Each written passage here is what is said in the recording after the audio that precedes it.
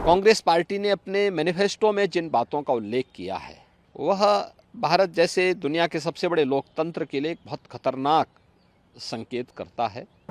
चूंकि कांग्रेस का इतिहास इस पूरे मामले में हमेशा संदिग्ध रहा है, तो स्वाभाविक रूप से ये मुद्दे प्रासंगिक हो जाते हैं। कांग्रेस के एक सलाहकार के रूप में सैम पित्रोदा, उनका वक्तव्य सबने पढ़ा। जो विरासत टैक्स की बात कांग्रेस कर रही है, यह भी एक खतरनाक इशारा है। विरासत जो बाप दादों की कमाई है, उसका आधा ये लोग हड़प लेंगे। 3 तलाक की कुप्रथा को मोदी जी ने समाप्त किया, ये कहते हैं हम फिर से लागू करेंगे। कांग्रेस और इंडी गठबंधन का जो सबसे बड़ा जो सहयोगी है वह कांग्रेस पार्टी का घोषणा पत्र सामने आ गया। कांग्रेस पार्टी ने अपने मैनिफेस्टो में जिन बातों का उल्लेख किया है वह भारत जैसे दुनिया के सबसे बड़े लोकतंत्र के लिए एक बहुत खतरनाक संकेत करता है। और चूंकि कांग्रेस का इतिहास इस पूरे मामले में हमेशा संदिग्ध रहा है, तो स्वाभाविक रूप से ये मुद्दे प्रासंगिक हो जाते हैं। हमने विकास के मुद्दे पर पिछले 10 वर्ष में मोदी जी के जो कार्य हुए हैं, इंफ्रास्ट्रक्चर के क्षेत्र में, सुरक्षा के क्षेत्र में, आत्मनिर्भर भारत के लिए गरीब कल्याणकारी योजनाएं थी, इन्हीं मुद्दों को लेकर के हम तो चुनाव में गए थे।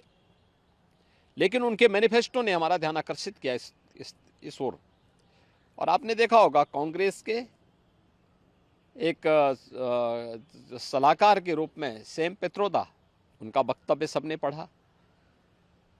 कांग्रेस ने इससे पहले यूपीए गवर्नमेंट के दौरान रंगनाथ मिश्रा कमेटी और सच्चर कमेटी की रिपोर्ट कांग्रेस ने की थी।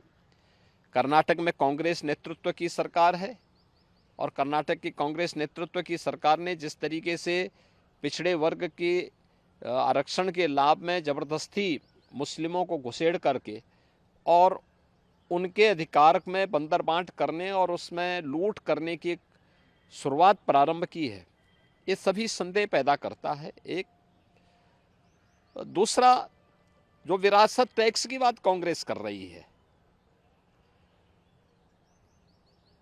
यह भी एक खतरनाक इशारा है। गरीबी, एक झटके में गरीबी हटाएंगे, इसके लिए वे हर संपत्ति का सर्वे करवाएंगे, एक्सरे कराएंगे, इस प्रकार का वक्तव्य कांग्रेस दे रही है।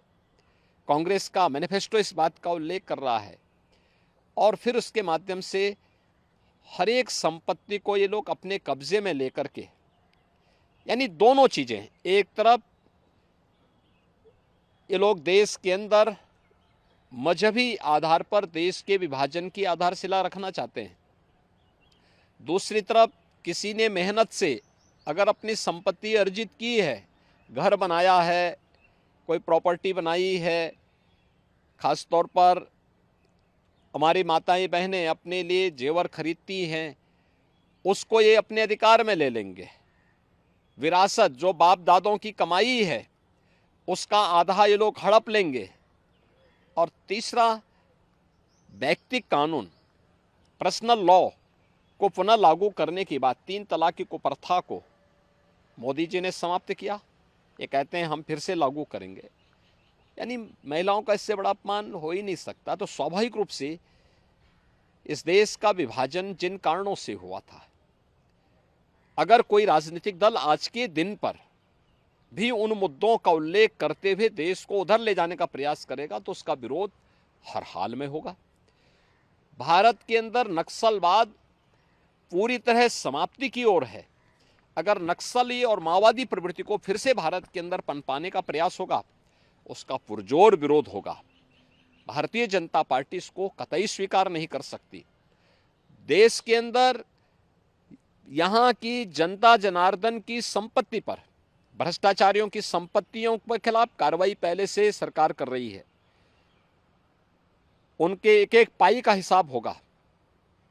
लेकिन एक कॉमन मैन को प्रताड़ित करने के लिए, उसके खून पसीने की कमाई पर कोई डकैती डालने का प्रयास होगा, तो इसको भारतीय जनता पार्टी स्वीकार नहीं कर सकती है। और कांग्रेस और उसके सहयोगी दल देश की राजनीति का तालिबानीकरण करने के पर उतारू हो रखे हैं।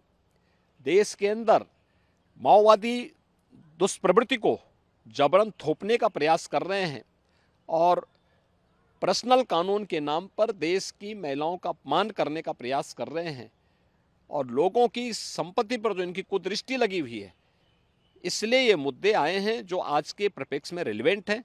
और इन मुद्दों को इसीलिए भारतीय जनता पार्टी पुरजोर तरीके से उठा करके जनता जनार्दन का ध्यान आकर्षित कर रही है कि सत्ता से लोग अभी कोसों दूर हैं, इनकी मानसिकता क्या है आपके प्रति, यह आप देख सकते हैं। और इसीलिए उस पर लगातार सरकार जो है, इस पर जो है लगातार भारतीय जनता पार्टी ध्यान आकर्षित कर रही है जनता जनार्दन का कि जागरूक हो जाओ। ये लोग जिस मंशा के साथ आ रहे हैं, इससे पहले कि इनके मंशा के अनुरूप इन लोगों को सफलता प्राप्त हो, इनके मंसूबों पर पानी फेरने का एक वक्त आपके पास है।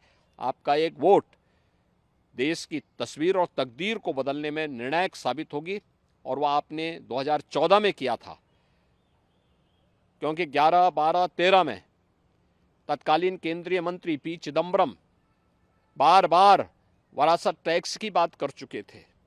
आज वही बात तो सैम पित्रोदा कह रहे हैं।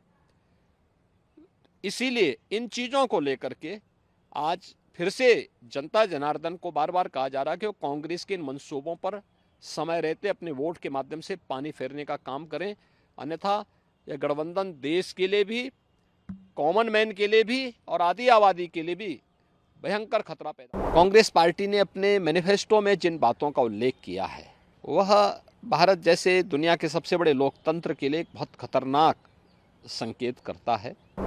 चूंकि कांग्रेस का इतिहास इस पूरे मामले में हमेशा संदिग्ध रहा है, तो स्वाभाविक रूप से ये मुद्दे प्रासंगिक हो जाते हैं।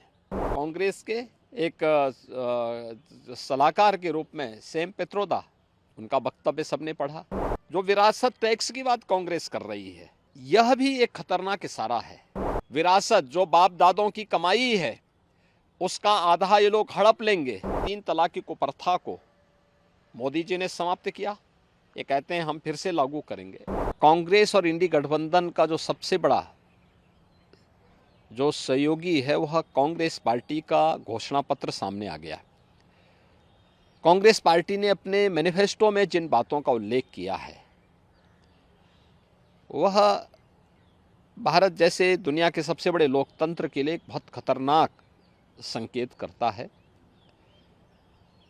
और चूंकि कांग्रेस का इतिहास इस पूरे मामले में हमेशा संदिग्ध रहा है,